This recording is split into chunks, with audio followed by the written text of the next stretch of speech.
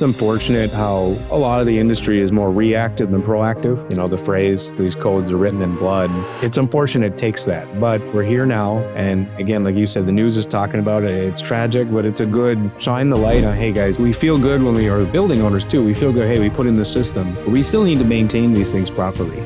This is episode 87 of the Fire Protection Podcast, powered by InspectPoint. Today, my guest is Grant Lobdell with Dyne Laboratories, an NFPA Global Solutions company. Had Grant on in the past about 2 years ago before they were acquired by NFPA Global Solutions, rolling out a partnership with Dyne and InspectPoint to enhance the fire sprinkler testing side and get that information to the building owners, to the contractors, to the AHJs, to really hone in on recalled sprinklers, but also just the testing frequencies and managing that, right?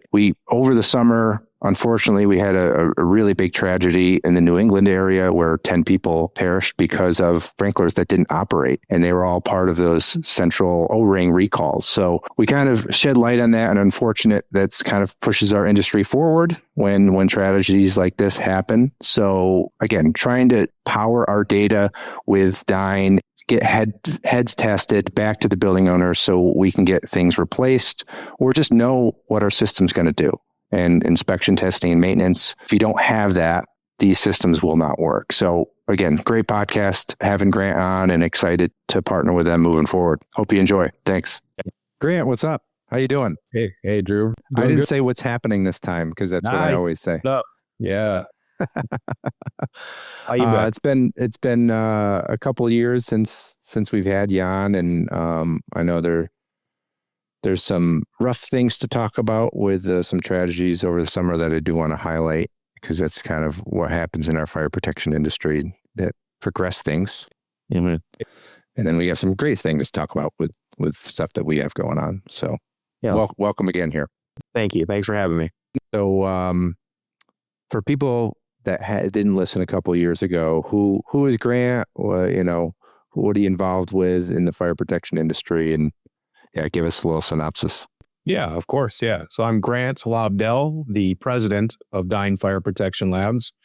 I think a couple of years ago when I was on, I was the general manager back then. My background is ultimately in chemistry. I started at Dyne in 2013, fresh out of college, testing firefighting foam formulations. Dyne Fire Protection Labs, we're an ISO 9001 and 17025 accredited laboratory. People may be wondering, what is that? That's just to make you feel good, right? Like we have auditors, they come in, make sure we're doing things right. So we're a laboratory that really is focused on the periodic testing. So we don't do the listing of agents. We're not about new products coming to the market. We are simply here for the inspection, testing, and maintenance of these fire protection systems. So up today, we're focusing on, let's say, sprinklers, and we're talking about NFPA 25, the ITM of water-based systems. It's a big document and the building owner's responsibility, but typically they're going to hire that designated representative, that contractor. Yep. As he's flipping through that book, he's going, I got a lot I got to do. Once in a great while, there's a sentence or two that says, hey, this needs to be done by a lab. That's where we come in. So we really pride ourselves on our quality, our turnaround time. We do everything in 5 days, and our ease of use. We'll talk about it a bit later, but one of our biggest competitors is people that just don't do anything. Mm-hmm. And we really find, look, the easier we make this on the building owner or the contractor, the more likely it will be done, the safer these buildings will be. Now, I should mention, we at Dyne, we are now an NFPA Global Solutions company. We were acquired June of 2024.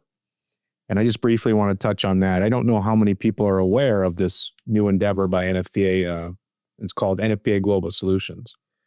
It is a fully owned company, for-profit business by NFPA, the nonprofit. Yep. So all the profits we generate go to NFPA to fund that mission. Right. Briefly talk about why did NFPA do this? They've been around, I think, recently you had Jim Pauly on. I want to say 127, maybe now it's 128 years. NFPA has been around a long time, but they are thinking about the next 127, 128 years. How are they going to continue to exist, to continue to drive the mission thereafter, provide these life safety standards and research? So looking at the changing landscape, there's been some challenges in the world to these life safety standards and whether or not you can charge for them. Yeah, right. And then there's AI, right? Right now, you can go on some AI and type in questions related to NFPA standards, and it'll just spit out the answer right for you. up. Yep. So they're wondering, okay, if our funding in the standards part of the world, if that goes away, how are we going to, again, support this mission, support all the employees we have, all the research we do? So they created NFPA Global Solutions. We need to drive some revenue up to the mission. They're careful with it. Obviously, they know NFPA has stakeholders, and they do not want to compete with those. So Dyne was the first acquisition. They have made another now as well. They've announced PFAS TICO. Yep. We are here to support the stakeholders, not here to compete with them. So at the laboratory, again, big part of the stakeholders being contractors and engineers. We are simply here to help provide testing to help them do their job. So that's just a quick, again, very brief synopsis of who I am, who Dyne is, and then how we fit into the world of NFPA Global Solutions. Yeah. No, that's great. It's a lot of, I think a lot of people are a little bit confused on what NFPA Global Solutions is. So that was good. And you're right. It is a changing landscape. AI is a big thing, and AI is great at a lot of data, right? Including codes, right? Yeah. It's great at legal. It's great at medical, right? There's things that it's really good at. Codes would be one thing, but those are safety standards, they're fire standards, and they got to be. You got to be careful when you start using AI in this tidal wave that's coming. So yeah, it's exciting. It's changing very fast, which traditionally fire protection does change fast. So yeah, it's kind of forcing the industry to move quicker. So we're here at Inspect Point, we're at the forefront of that, and we'll get into that a little bit. But before we talk about some of that partnership stuff, you and I had been talking for a year or so of trying to do something on the sprinkler head testing and just product testing side. And, over the summer, there's probably the biggest tragedy since I've been in fire protection for the last 23 years. Yeah. Occurred in literally an hour from where I live. Yeah. And it's, my hair's standing up on my skin right now, just thinking about it. And it happened in Fall River, Massachusetts, fully sprinkler building, nursing home, I believe. And, the full report hasn't come out yet. And, correct me anytime I talk about this, but will do. It's also, those facilities are really tough on evacuation and just, there's a lot of oxygen in those houses or facilities. So there's obviously heavy flammable materials there.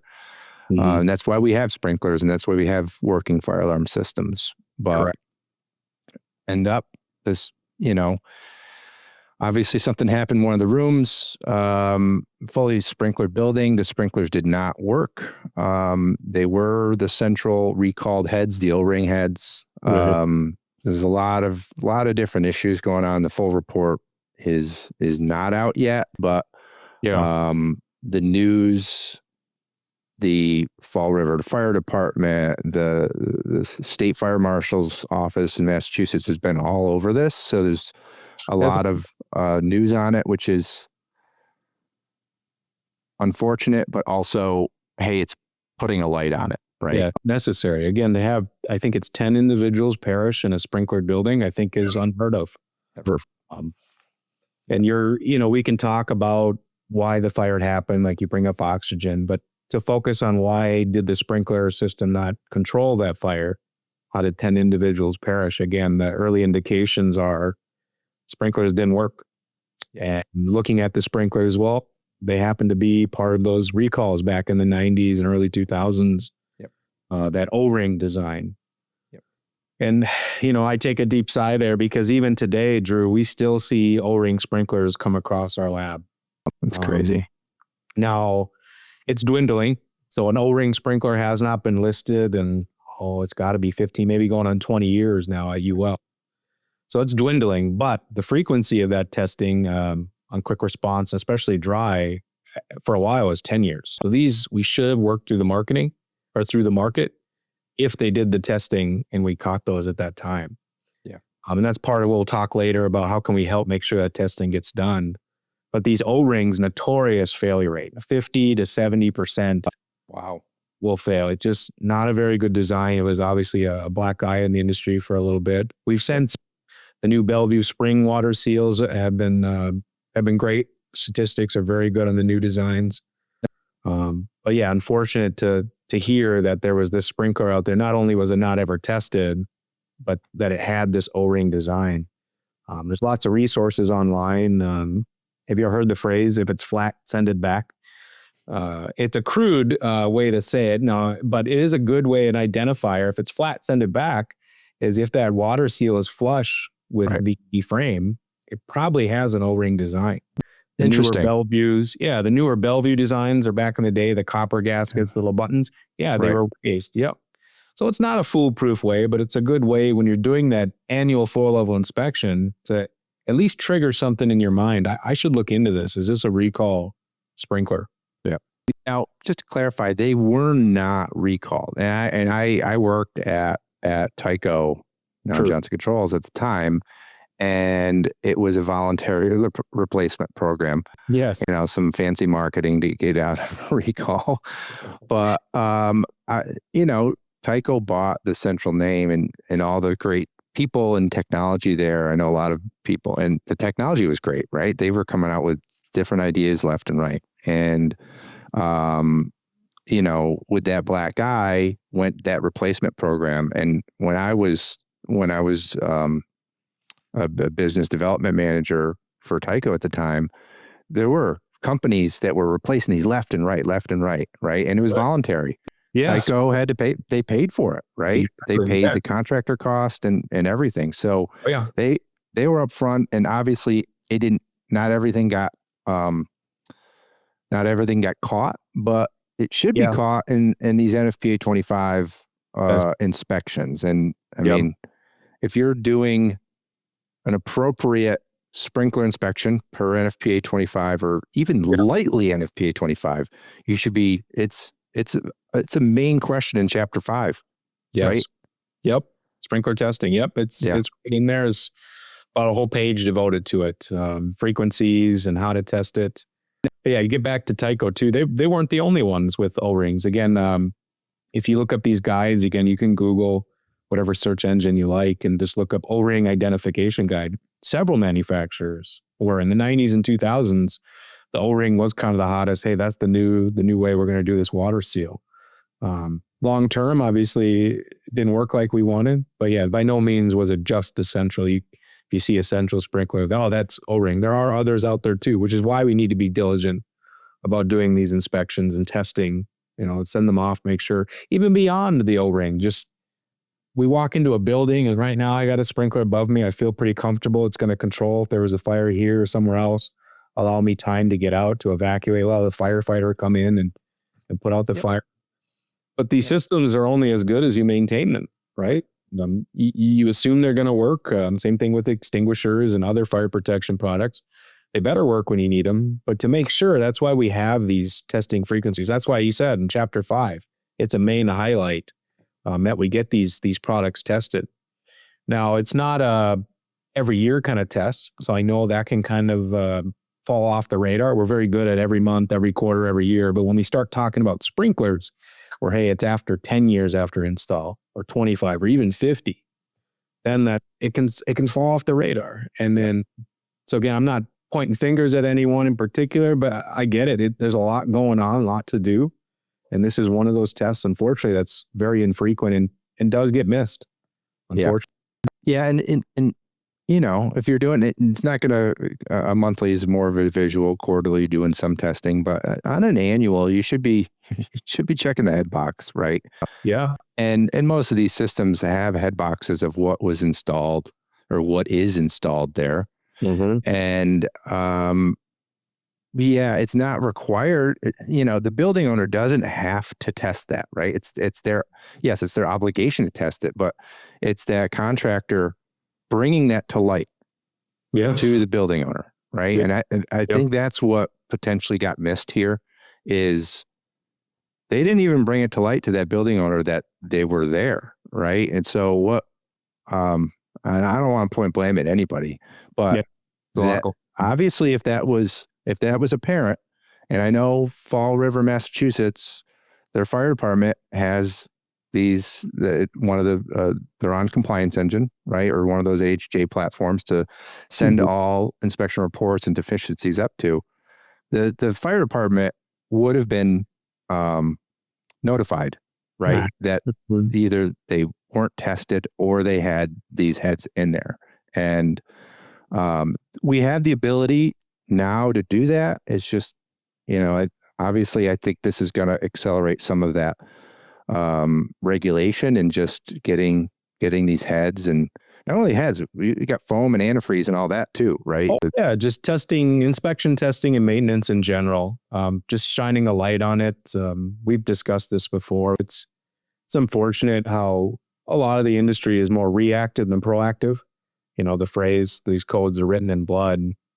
It's unfortunate it takes that, but we're here now.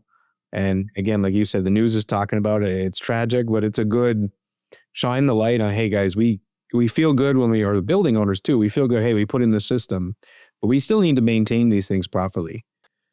I forget who said it, but recently I heard a stat, and I don't know how true it is, but let's say a third of the systems, the wet-based or water-based systems, a third of them are probably being inspected and tested.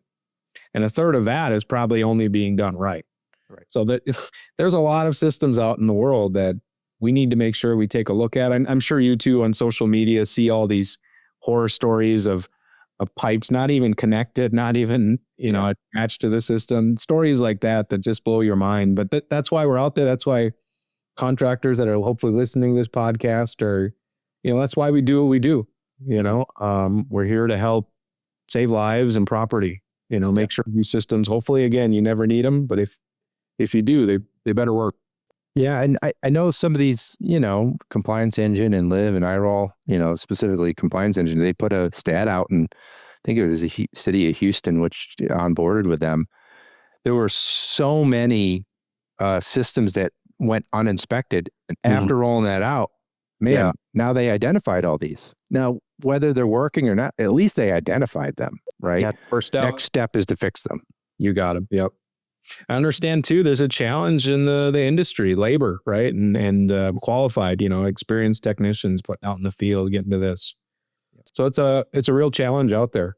But the first step, like you said, shine a light on them, know where we could be doing better, and let's get those inspected and tested. So, moving forward, we already been talking, Dyne and Inspect Point on, hey, how can we utilize both companies and both tools to make the building owners' lives better, the AHJs' lives easier, as well as the contractor. So, we're really good at NFPA 25 and other things as well, like anything fire protection inspection. And it really can't be done in a form, right? There's a lot of forms out there. Form is the intake, but we're really good at managing those systems and those assets under those systems on all the buildings that the contractor is maintaining. So, with that, we're grabbing the sprinkler head data now. Now we're going to be enhancing that to even be further. So we're going to know, what frequencies on the cycles they have to be tested. We're going to be running analytic reports for that. And then with that, with your power, we're going to be passing that over right to you guys to get those tested. Yeah, I'm excited. Again, you've heard me in the first half of this podcast talk about ease of use, and we're not pointing fingers. We understand everyone's got a lot they got to do, including the AHJ. Like, how is he going to focus just on this one part? So to help them, and that's really how this idea was born, is, hey, can we help them, alert them? Hey, just so you know, these are due for testing, right? Replacement or testing, and help them with that. And then it became really just about exposing in general, exposure for Dyne, exposure for this part of the standard, which is just so infrequent. Just educating. I spend a lot of my time just educating on that part.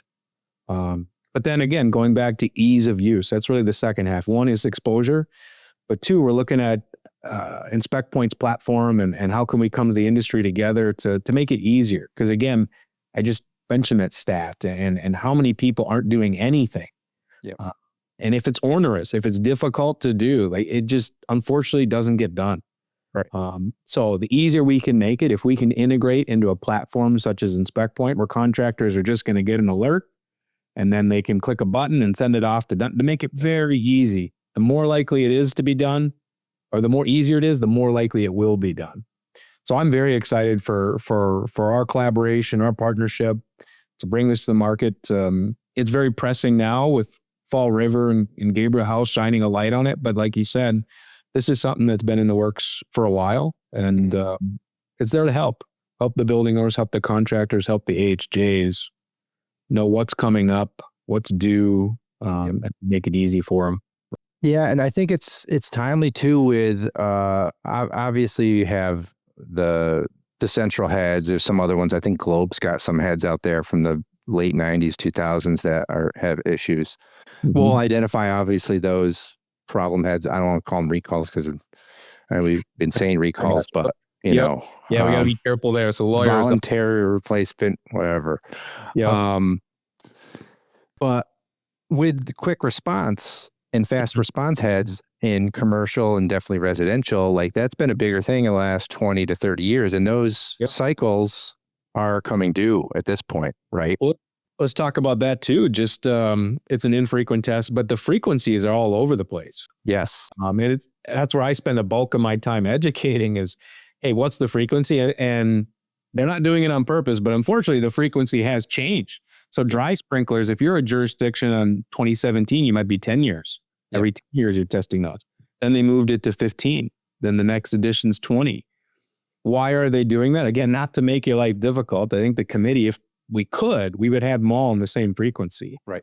But if we have different technologies that came out at different times. Yep. You look at a quick response sprinkler, why is that currently it's tested at 25 years? Again, you may be some jurisdiction that you're a couple editions behind, you're at maybe 20 years, but 25 years, is that to say it's more likely to fail? They want to test that more often than the 50-year-old, the standard, your Grinnell Duraspeeds? Yep. No, it's just newer technology. We're not going to say yet we can go 50 years to test until we have the data to suggest that. And that's why these keep getting increased or changed, because the data is now there as we go through time to support, hey, the failure rate is very low. We can wait a little bit to push that back, that initial test interval. So that's where another exciting part of your alerts and your ability to manage this process, where contractors can put in, hey, here's what the jurisdiction they're on this edition, and it's going to help alert them. It's going to help calculate when it's due. Because unfortunately, it is all over the place. It's a lot to manage. Yeah, it is. It's and we're able to do that. Every building's on a potentially different cycle, and if you're in 3 different states, they're able to manage that well. And that's great. Putting in that SIN number, sprinkler identification number, along with the year, will essentially flag it, and that's obviously you want to alert the building over that these have to be tested. Now, do they want to do that work or not? Right, that's up to the building owner. And if they come back that they failed, right? That's a big change out, right? That's a big work order and service ticket for that contractor. So it's going to generate revenue for them too. Yeah, it depends. Now, people will get that question all the time. Is it an impairment? Is it a deficiency or critical? Really, it comes down to what the test result is. If you test it, and if one out of the group, you got to send a group in, you got to send 4 or 1% of your sample area. Even just one fails, you are expected to replace that. The theory there being, look, if your sample set, if you have one failure, you're probably going to have some others in the area. Right. As far as is impairment, deficiency, really the test result, if I give you a test result and I failed it because it didn't activate at all, it was an O-ring sprinkler and it just is sealed shut, that you're not going to get any water, right? That's a very big deal. That's not to belittle the ones that activate, but just too slow. Those still need to be addressed, right? We got to speed. It's all about getting that water on as soon as we can. Yep. And if it's delayed, that's still also an issue. But that's a common question we get as well. But yeah, but getting these reports, getting them back and acting on them is just as important as, the first step is making people aware of these issues. Second step, actually do the work. And then third is actually, the enforcement part of it. Hey, building owner, you really need to address that. Right. And I wanted to touch on that briefly. I mentioned, hey, we still get O-ring sprinklers. And some contractors they know this. I've had conversations with them. I've asked them, why do you send this to me? Replacement is always an option. I'm not here to just take your money. I'm here to provide a service. Right. You, the industry. And they've always come back to me and said, Grant, you know what? I agree with you. And I told the building owner that. A lot of contractors listen, they're probably pounding. I know I'm telling them the same thing, but they won't do anything until they get a report from us. Right. So that's always when I talk about failure statistics and us receiving things, there is some that are obvious, right? We have clear corrosion that's detrimental or loading that's detrimental, clear damage. The contractor knows this. It's not to say they don't understand this. It's the building owner getting their buy-in. And I understand sometimes they want official looking report from a lab like us to get their buy-in. So I just wanted to throw that out there too for those contractors. Like, we're not trying to throw you under the bus or point fingers. Again, we get where you're at. You got a lot going on. You got building owners you're trying to convince. Yep. And we just want to be a part of that and be there to assist you however we can. Yeah. I'm excited to get this launched. And then, I'm working on the other side, right? The AHJ platforms, the compliance platforms. Can we pass some of that data back up to them, right? So if you're Fall River, Massachusetts, if you're Houston, Texas, yes, your systems, but then, hey, I've got recalled sprinklers in 15 buildings. Well, guess what? They're going to be having to do. Yeah. No, that's perfect. That information needs to be there. It drives business too for the contractor. Again, if the contractor is frustrated, the building owner is just choosing not to do something. We're not enforcement here at Dyne. They're not enforcement. Like, let the enforcers, let the AHJs, hey, we need to have a conversation why this is important. Yeah. That's important. Yeah, I think there's big opportunity here. So yes, there is. This has been great. Again, I know, sprinkler, what is, and I want to pivot just a little bit.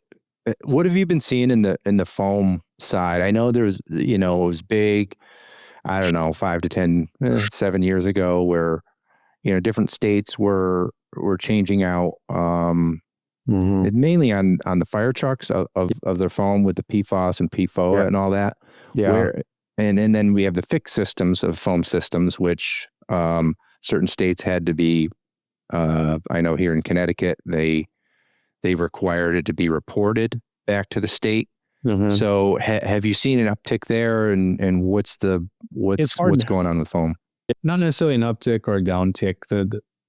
The industry, the foam industry, as you alluded to, is going through quite a transition from the fluorinated products to the fluorine-free. The acronym NFPA 11 uses is SFFF. They love their triple F acronyms. We have AFFF, which is aqueous film-forming foam, and then we have SFFF, which is synthetic.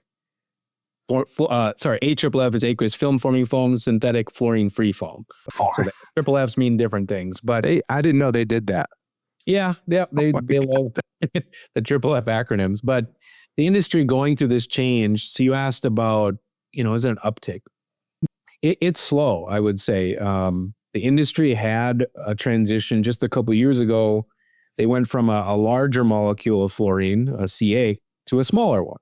And I get at that time, right, they were being sold like, hey, this is going to be better. And then 5 years, 10 years later, we're right back to, hey, you got to replace everything. So there's been some hesitancy. I think a big thing in the market was we were waiting for the military to make a move, and they now have. They have these requirements. They have to switch to fluorine-free foam. So now the commercial side, the private sector is changing, but not everyone financially, logistically can change overnight. So it's slow going. A lot of contractors, rightfully so, are afraid to touch if there's an AFFF system, not necessarily from a health standpoint, although there could be some of those concerns. From a liability standpoint, they're afraid, we understand, if If we mess up and we put this on the ground, we can all got a situation here, right? A very constant situation. So that's been a challenging part of the industry as we transition. Ultimately, it is good, right? We get away from these bioaccumulating products and transition.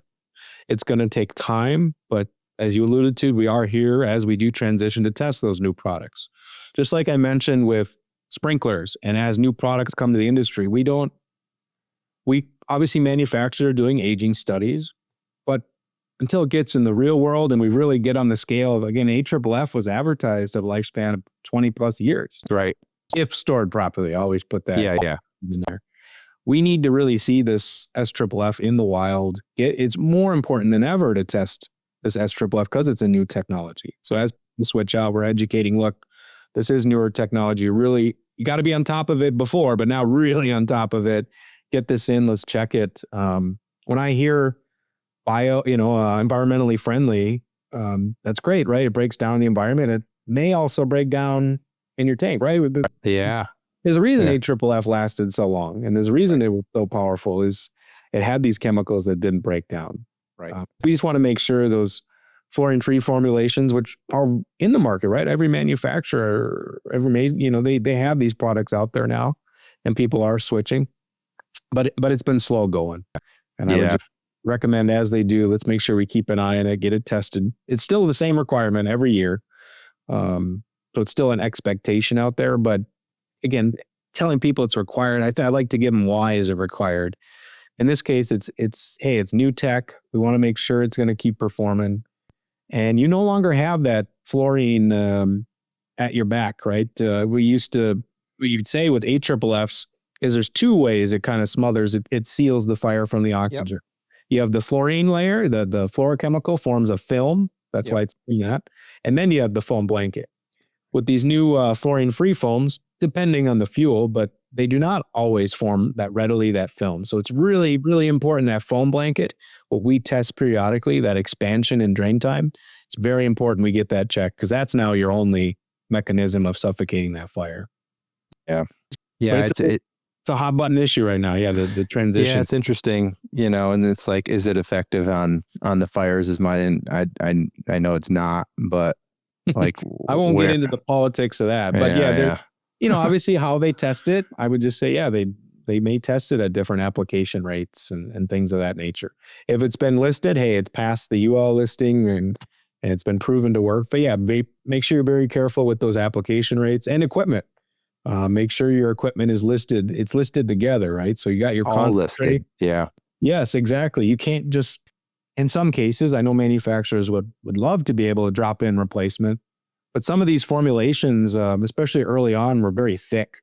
They just had to get all that extra polymer, and it slowed the drain time. Because again, they only had that blanket. So that blanket's got to be even more robust. So making it thicker may not work with your equipment that was designed to proportion something a little bit thinner. Right. So it's very important if you are switching out, take a look at that equipment, right? Yep. The concentrate may test good in the lab, but it has to proportion correctly out in the field as well.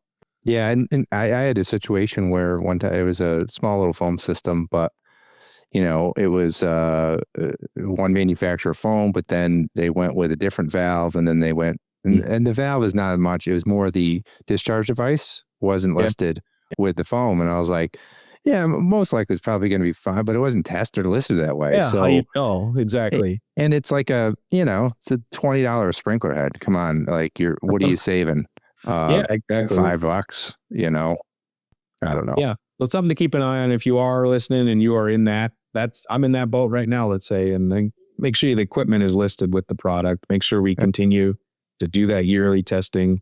Yep. Yeah.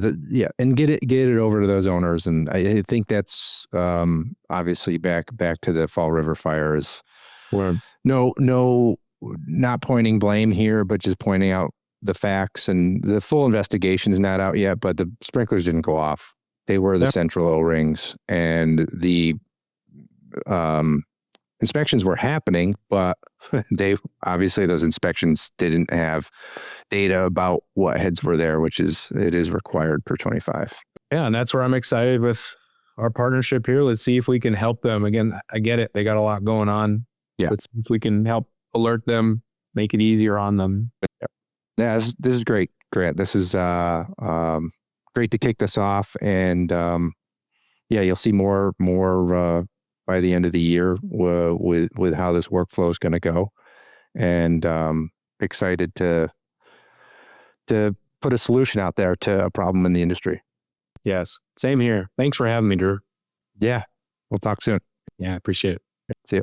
This was episode 87 of the Fire Protection Podcast, powered by Inspect Point. I want to thank my guest, Grant Lobdell from Dyne Laboratories, again, talking everything sprinkler head testing, foam testing. Obviously, the tragedy that happened over the summer was very unfortunate, but hopefully progresses our industry forward. And a great episode, and I'll see you again soon.